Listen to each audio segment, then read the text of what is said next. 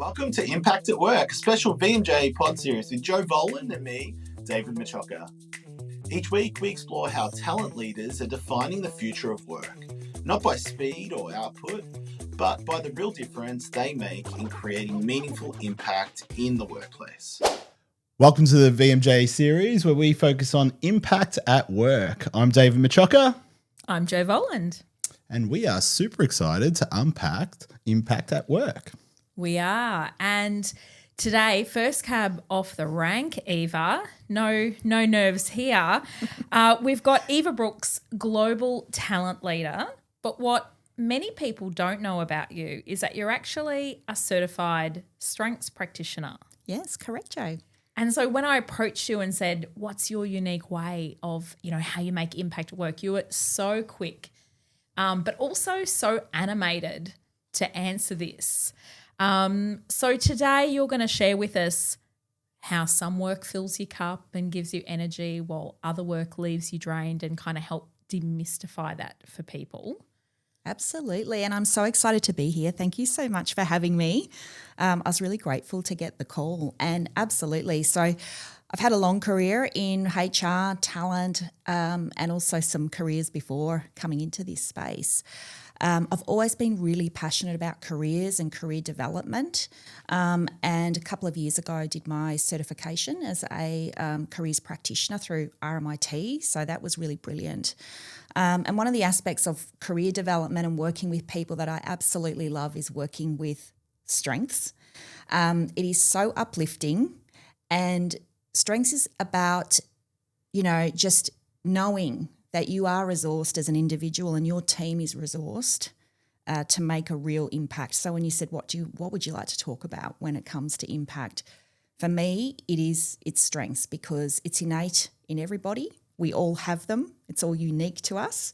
And it's something that stays with us and we have agency over, that can really help us have impact at work, but also in our personal lives and beyond. So I'm really excited to be joining you on this topic today. Well, we are so excited to have you, and it's quite unique because I do believe in how you're thinking through impact by getting people to know themselves a little bit better, and other team members, if they do feel comfortable, to get to know them. So we've done a little exercise, haven't we, Jo? We did, yeah. We filled in our profiles.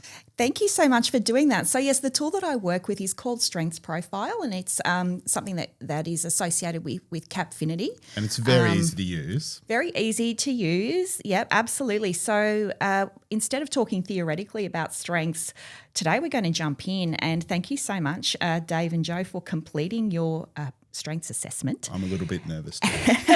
I haven't had a look at who I am Haven't yet. had a look at yours. And completing that, and you've got your reports in front of you, so you can pull them up. I might talk a little bit about strengths because fun fact from the Strengths Profile team and their research is that if you ask people what are your strengths, about 1 in 3 will be able to tell you what their strengths are. And even in doing that, they're going to really give you quite a traditional response to that around it's what I'm good at. Because that comes through our education system. You're really strong at that because you're good at that. But there's actually a few more elements that come into a strength. A strength is, yes, it is what you're good at. It's also what energises you. So we'll talk a little bit more about that as we go through. So when we talk about energising, that is such a critical point. And you'll be able to see it in people when they're energised, and we'll talk a little bit more about that as well if you like. But if something doesn't energise you, it's actually not a strength. So you can be really good at something, but it exhausts you or it deflates you, or you need a holiday after you've done it. So that's not a strength. So you need to perform well at it. It needs to energise you, give you a buzz, uplift you. And you also need to be using it. So that's the third element. So if you're not using it, it's called an unrealised strength, or what I like to call a sleeper strength. You need to be using it as well. So they're the 3 elements: performance, energy and use that go into the strengths. It makes so much sense. I'm looking at my unrealised strength. I've got so much potential. This is the word. That is your untapped potential, David. Yeah. Sitting right there. That's your treasure trove. There we go. of what you can bring in future that you're not really bringing now. So that's really quite exciting. I might just check in with you, Jo, before we jump into this. Do you have any questions that you do want to ask before we jump in? Well, no, I'm happy to jump in, but I so desperately want to circle back around later and talk about the process of applying for jobs, because I recently advertised for a head of marketing and comms, and I really thought, based on that specific role, like being a top communicator and knowing how to market yourself, that the quality of applications would have been better. And I think if I connect those two things, having the language of knowing how to talk about yourself, having the language of, okay, yes, I'm a marketing leader, I know who to do the nuts and the bolts of this job, but what I bring to the table and my approach to it, I think is a thing that most people lack. Yeah. And I think this could be really very powerful at not just how you show up at work and realize your strengths, but how you actually compete for top roles. Absolutely. So just let me know when you want to Love dive it. into that, if it's now or if it's later. Let's first, ease the curiosity on people's minds. Should we start with top strength of each of us? Yeah, absolutely. So that's that page there with the 4 quadrants, this one just here, Jo. So Lovely. you can flip around that. But if you feel like sharing, I guess my question to you both, when you look at that and your strengths, was there anything there that surprised you? The realised strength time optimizer. I reckon if you ask my wife, she would say that as well, because I'm always like, come on, we've got to move this through. So I'm surprised to see that. And sometimes that can get me into trouble. Oh, absolutely. Yeah, strengths can be overplayed. So we can talk about that as well. Yeah. So that's something that jumps out at me. Yeah. Which is something that is new information to me, because you and I have known each other for a long time, but I wouldn't have necessarily gone, oh, David, that's what he's known for. Time optimizer. Well, I don't want to be known for that. But, I love a bit of a deadline. Yeah, right. I love a bit of a deadline and I like working towards it. Yeah. Well, it may be no surprise that mine are connector, improver, spotlight, equality, bounce back. So, not surprised to see those ones in there. But what was really interesting were the unrealized strengths. So things that I'm good at that I'm not necessarily using to my advantage enough. So legacy, personalization, mission, things like that. Yeah. And what about yourself, David, in terms of your unrealised strengths there, those ones that are untapped? I probably don't relate so much to the first one, which is curiosity, but it's interesting that it's risen to the top because I do believe I'm really curious, particularly in conversation. But maybe I'm more unaware than what I think. Well, I think it's saying, if I read this right, that it is a top strength of David's that he's curious, but he's not actually applying it consistently. Could use it more. Is that right? You could use it more. Right. Yeah. Interesting. Whereas weakness, adherence. Yeah, that's courage for the listeners. Following the rules. Following the rules. I'm terrible at following the rules. You're so naughty, Jo. Oh gosh, if I see a big list of instructions, I'm immediately like, my eyes glaze over. Yeah. And courage, I think courage does belong on there because I think I am a little risk adverse. Probably, you know what I mean? That's how I have grown up, has probably shaped me in that sense. And that's actually one of the big things I've learnt from working with Trevor Vass, is he's got huge courage and loves to take a risk. And I'm starting to kind of see that and go, okay, I can take a little bit of a risk. Because I guess, what do they say? No risk, no reward. So great insights there.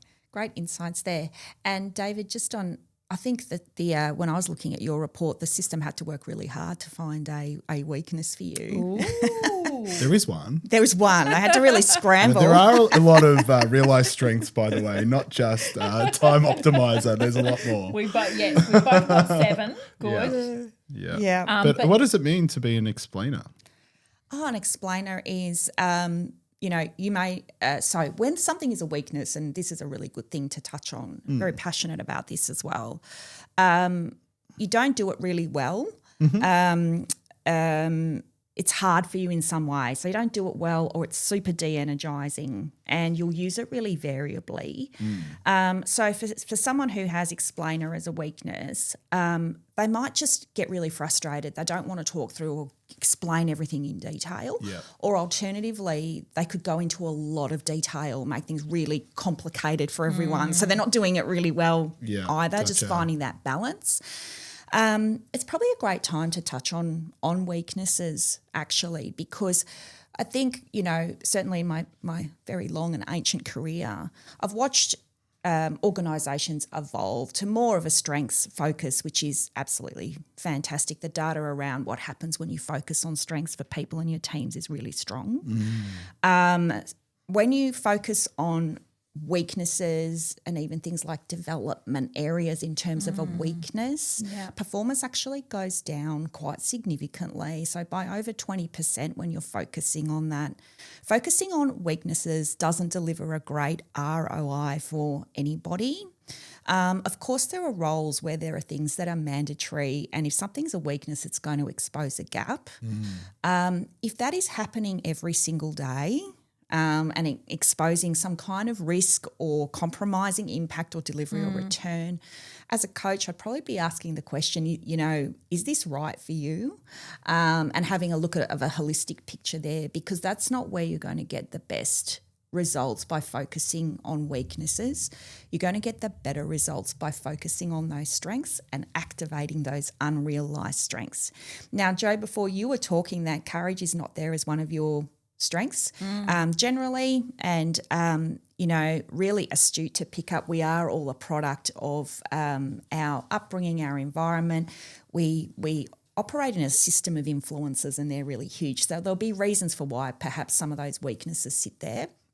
But there's a lot of ways to work with that in a really positive way, which is fun with strengths. Partnering is one of them. So when you guys, for example, are working together, it can be really useful to sit with your strengths profiles if you're talking about a project you're working on and going, this energises me, I'm really great at this, I love this lights my fire, but I don't, this is not my strength, this is not my sweet spot. And seeing if that partner has that other strength to kind of complement you. So when you were talking about Trevor before, Jo, that's a perfect combination. If he's courageous and he's out there, right?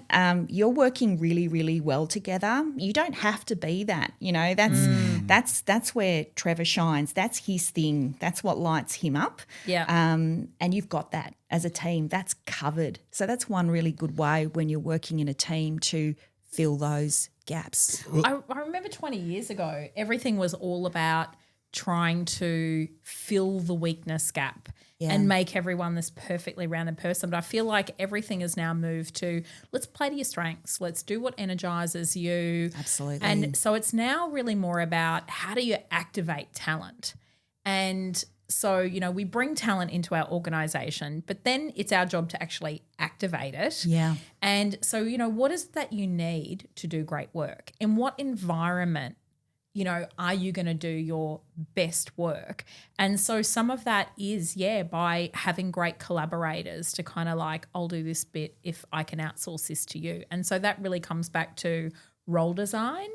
It comes back to collaboration, but it also comes back to individuals working in a system or organisation where they've got the agency to say this stuff out loud and have somebody that gets it, right? Absolutely. Yeah. Yeah. Ask a question. Sure. Have you implemented this or something like this in your work? I do it as a coach. So Yeah. I coach one-on-one Yeah. with people. They could be career changes. Yeah. They could be starting out in their career. Yeah. So I use that. And I also do team sessions. Let's talk about the team and unpack that, because I can really see the benefit of productivity increasing Absolutely. along with retention. So you can associate a metric with it, although you're sort of swimming around like into the future.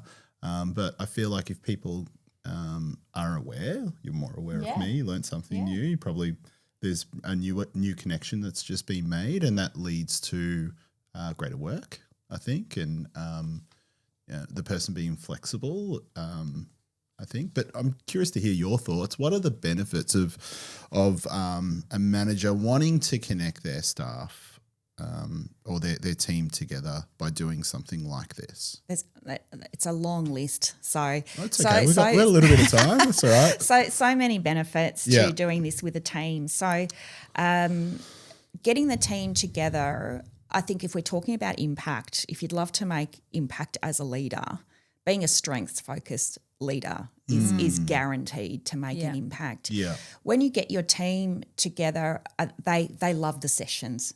So in terms of doing really something positive for your team and something that's really great for their well-being, which is focusing on strengths, when people are using their strengths, they're happier in a team.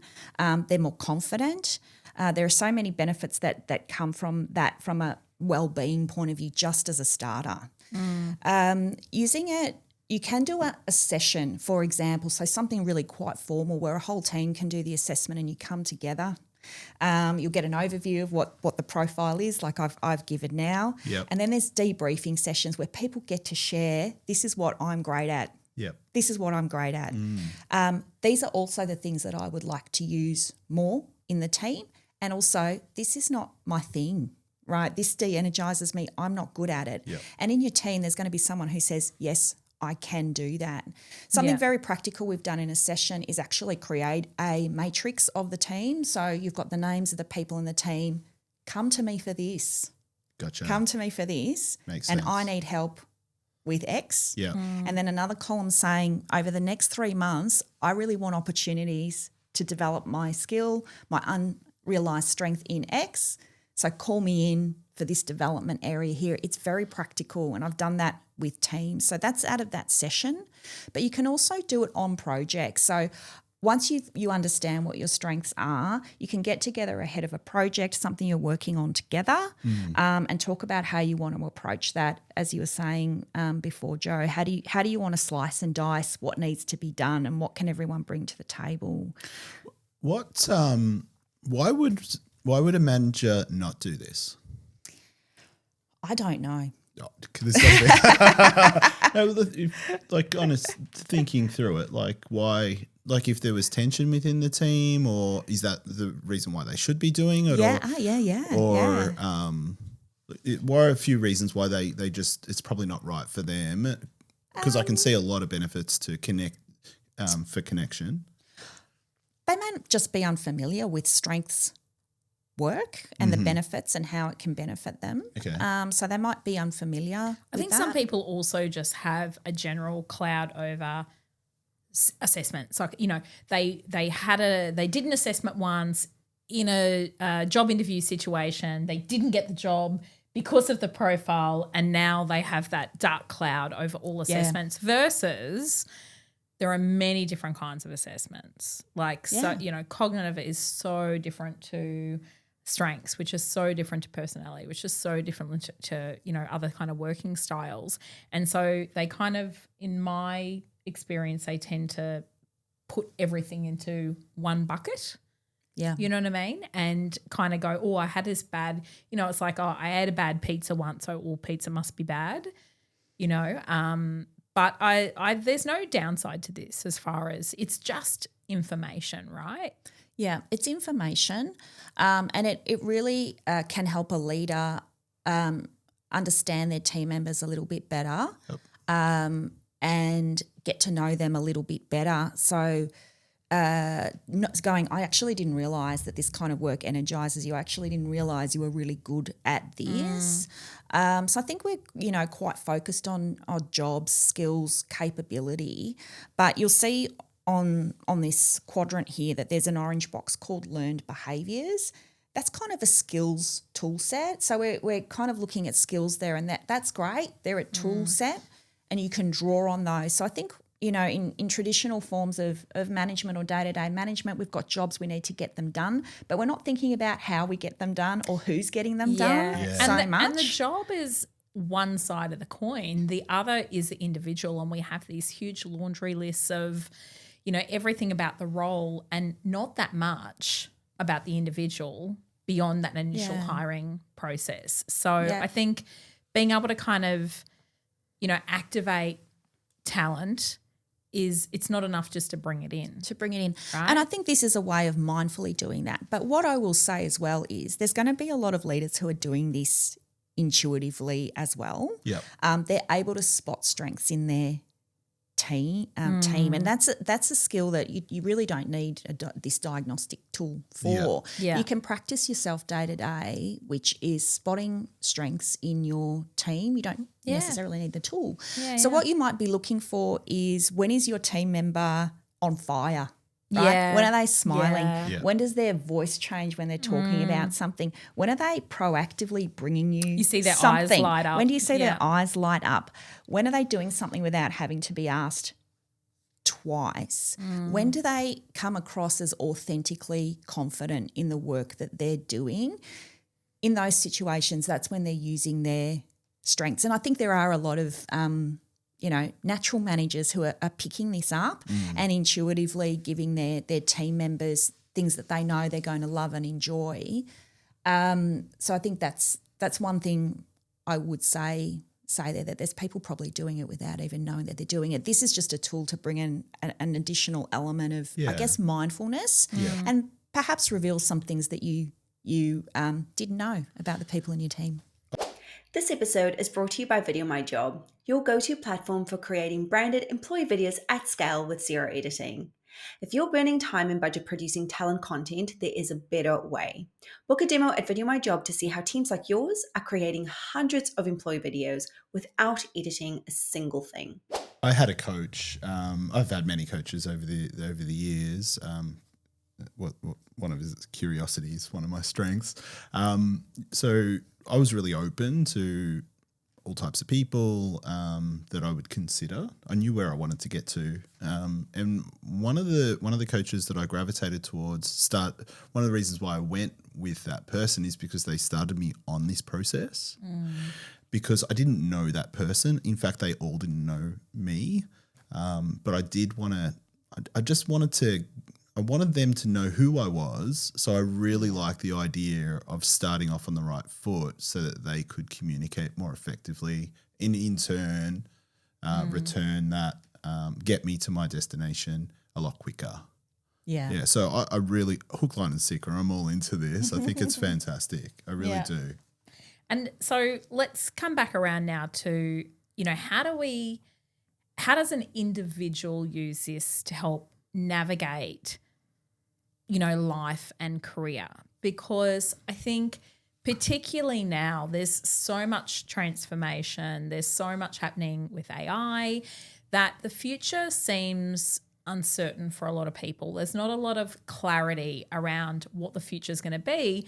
Therefore, it's really difficult to, what does my role in that look like? What does my role in this profession, this organisation, this world of work actually look like moving forward? So for me, I'm really interested to know, how would you use this to better articulate, better understand, and then of course we need to better articulate to others around us. So whether it is your job application or talking to your leader about how you want your work crafted around your strengths, or going for a promotion. I'm a connector. So if we take a look at some of these, so connector, relationship deepener, pride improver, spotlight, equality, and bounce back. How do I go about putting this into the articulation of the value, the impact I can make at work and in the role, so I can kind of, you know, win that race of 400 candidates applying for the job? Yeah, great question. And again, really great tool. So I think whether it's this assessment or another tool that you're using, taking some time to really sit with yourself. I mean, how many of us do that? To sit with ourselves, spend a couple of hours and use a tool that says, this is what you are really great at and here's some of your untapped potential. So I think the first thing about making it real is spending that time to sit with it, as I hope you both you do afterwards, and we can have more follow-up conversations. That'll be fun. If you are really, you know, happy in your job, and we were chatting before, Jo, and you're like, I love what I do. I love what I do. So if that's where you're at in your career, it's a little bit of a fine tune, right? So I'm going to fine tune this. Are there perhaps is there an unrealised strength that I would like to have a play with in the next 3 months? And then getting really specific about what that looks like. So if you're in that situation, speaking to your manager about that and saying, I'd really love to activate this. What are the kind of projects or jobs, or how do I get involved in that? So that's a little bit of a fine tune there. If you are not, you know, that thrilled, you can do a bit of a job evaluation. So what are the aspects of your job that are really depleting you, and having a look at that in the context of your strengths profile and going, okay, now I understand why. Validate it. Yep. Now I get it, right? Connector is my weakness, yet I've got to be fronting these people all the time. I've got to be trying to build a relationship where actually I've got a different strength that's actually not great for me. So doing a little bit of a reevaluation of your role. The beautiful thing about knowing what your strengths are is it gives you versatility, and you can draw on other strengths. So something that you're not enjoying, when you look through these strengths that you've got here, you can use others to, I guess, compensate. So, Jo, when we were looking at your profile before and adherence, you're not a rule follower, right? So you're going, gosh, that's really bringing me down. I've got all these rules to do. Sometimes it can be a mindset shift that you need to apply. I think one of your strengths is pride, right? But you have pride in your work. So what's going to happen? So it's changing that mind shift to, I'm not doing rules here. I'm taking pride in my work. Right. Or alternatively, as we were saying before, who else in the team can pick that up? Yeah, right. Or one of the fun ways is actually using AI as a bit of a team buddy. So when you're in your day-to-day work and you've got a weakness, and I will speak personally here, one of my weaknesses is writing. It absolutely drains me. I'm lucky you're in the 21st century these days. I'll tell you what, it is Thank you very much, exhausting for me. Yes, David, yes. So I just sit there and I write. It's 2 hours. It could be 2 hours on an email. I'm just so crafting every word and perfectionistic. It's got to be right.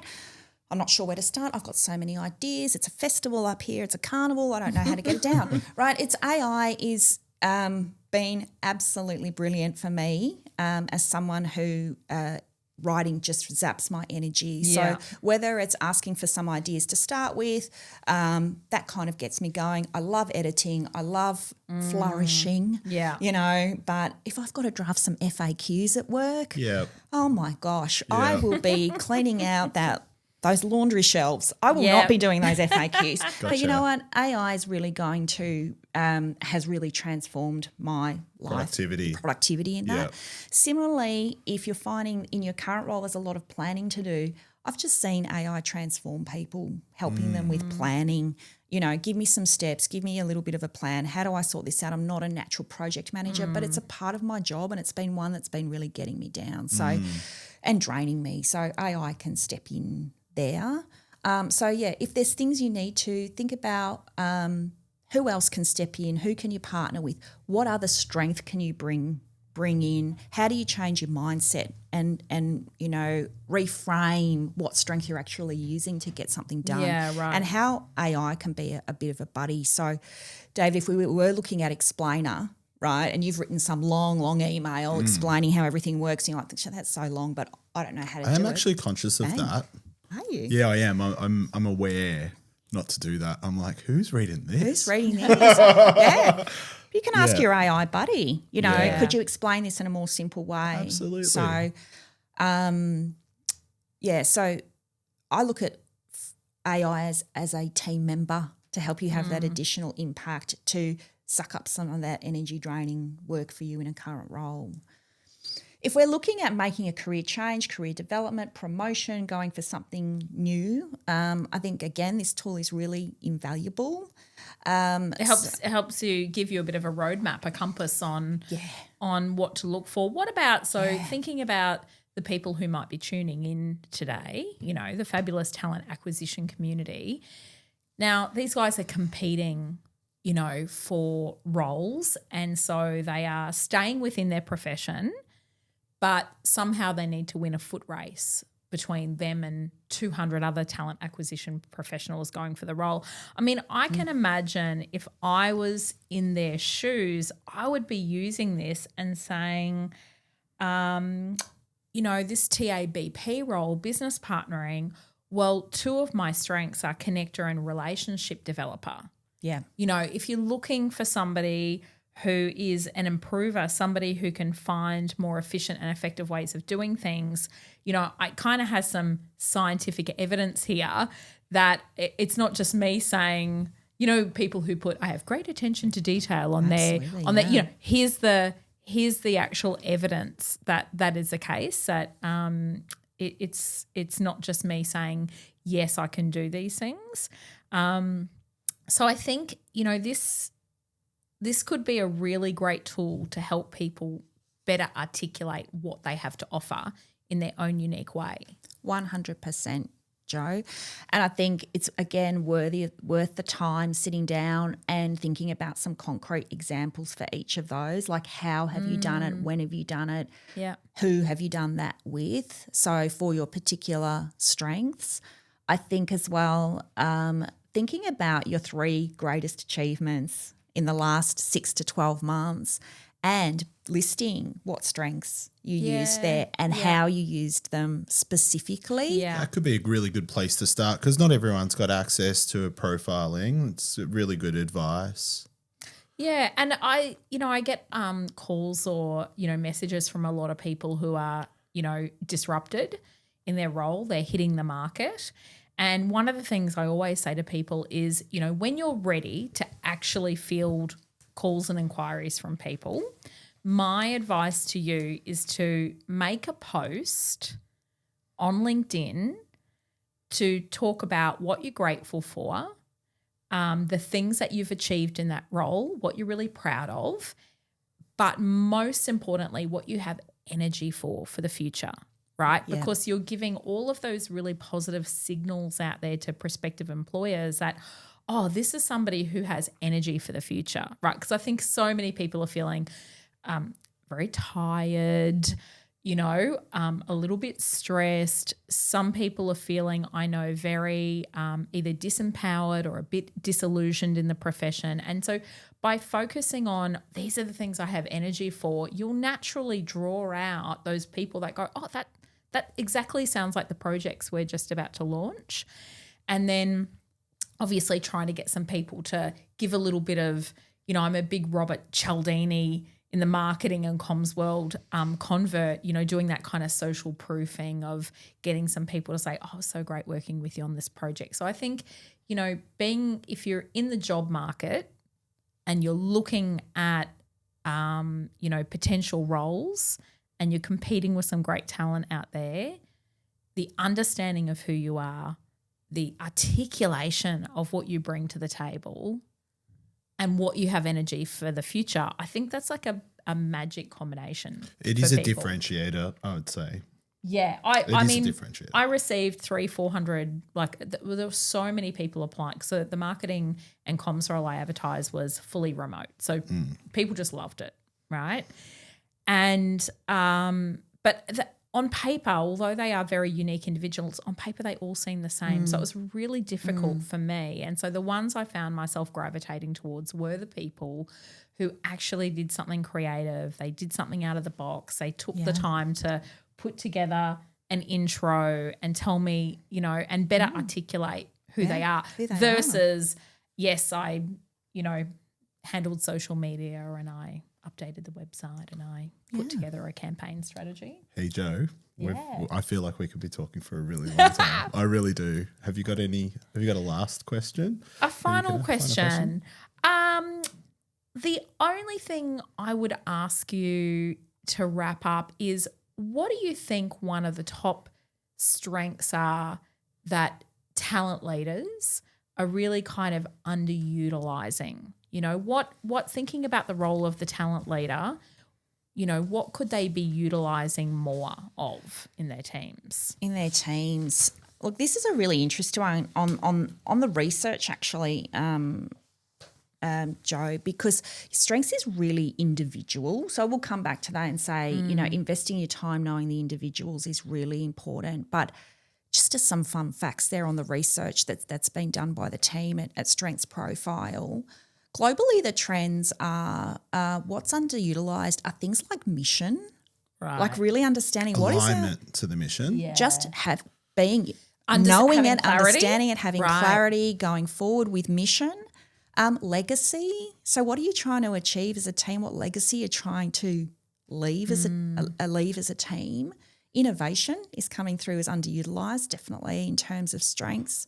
And for women, interestingly, it's self-belief, right? So how can you uplift others and perhaps asking your team across the board, everybody, what could you achieve if you had 10% more self-belief? Right? I feel like I've heard that before. More. Like it's been around for a little while. Is it that there's an opportunity for women to? Yeah, and it's interesting because I work with people inviting them to speak at events and speak at lunches, and it's typically the women who are quite hesitant. And, I'll always usually say, hey, feel the fear and do it anyway. They're so good though. Yeah. They're so good when you get them up there. I know. But they kind of got to get over them. And it usually comes back to, what have I got to share? Who would be? Yeah. Or just, I guess not wanting to kind of do a disservice. They're really invested in making sure that the event's a great event or the lunch is a great event, and they want to make sure that they can do justice to it. So I think, absolutely, it's something I have to continually go, look, let's change the environment and make it as safe and risk-free as possible to still allow you to come in and do the bit you're happy to do. I think you've been a fantastic guest. Thank you for saying that. I've got one last question. Hosts. Yes. One last question. Sure. Tell us a little bit about your T-shirt. Oh, a T-shirt. This is I guess culturally iconic T-shirt out of Lithuania. So this T-shirt was worn by the Lithuanian basketball team in the Barcelona 1992 Olympics. They had just come out of Soviet occupation recently prior to this, and they had absolutely no money, no funds, nothing, but they were determined to get to the Olympics. They didn't have even money for uniform. So I guess they got creative. If we're strength spotting for a team, you can definitely go on YouTube and watch clips about this. It's so inspiring, so awesome. But they approached the Grateful Dead band and said, we don't really have any uniforms for the Olympics, and voila, this T-shirt. Wow. So if you go onto YouTube and you look at them coming out to take the podium for the bronze medal that they won in that Olympic Games, this is what they're wearing, complete with tie-dye shorts. It's iconic. I'm a basketball tragic, and now that you said that, I remember that. I clearly remember that because that was a big Olympics. That was the dream team. It was a big one. Yeah. What a great note to end on. Yeah. I really you so appreciate much. your time and sharing. Could talk about it all day. Thank you so much. Go forth with strength, self-belief. Love it. Thanks, Eva. Thank you.